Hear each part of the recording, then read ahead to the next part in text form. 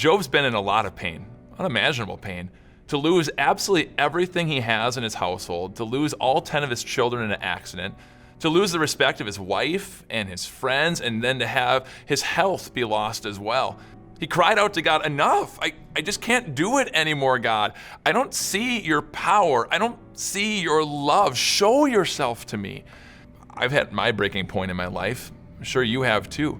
You've cried out to God, this doesn't make sense. This isn't you. This isn't the God that I love and that I know loves me. Show me, God. And see, when Job cried out to God that way, God answered him, but probably in a way you wouldn't expect.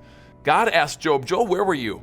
Where were you when I made the world, when I laid out its foundations, when I met the mountains to go this high and the rivers and streams to go here, set the stars in their place? Where were you when I did that? I am powerful and I am mighty.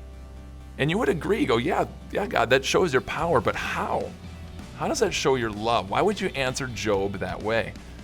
Well, see, we look at 1 Peter, and 1 Peter connects the creation to God's love for us.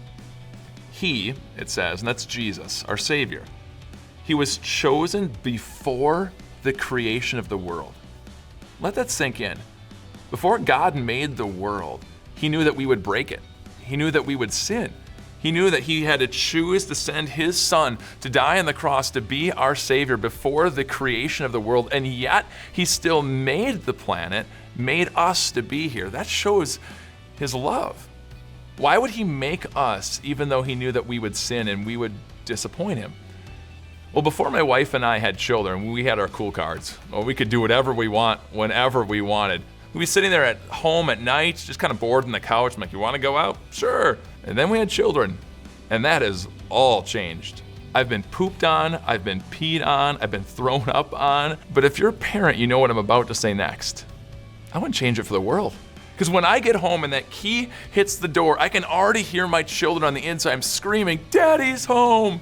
And they run and they throw their tiny little arms around my neck and give that big, beautiful hug. And suddenly, it's all worth it. God the Father thinks the exact same thing of you. That you are worth it. Worth all of the parenting, all of the work with you. When you make decisions and disappoint him, he still loves you, still cares for you, and still has you as his top priority in his life. May that give you peace, not just today, but throughout your entire life, that your Father in heaven cares for you. Please share this message. Share it with anyone whose hearts are hurting, to give them encouragement, to uplift them into Jesus. We'd love to hear from you. Leave your messages below, and have a great weekend. I'll see you soon.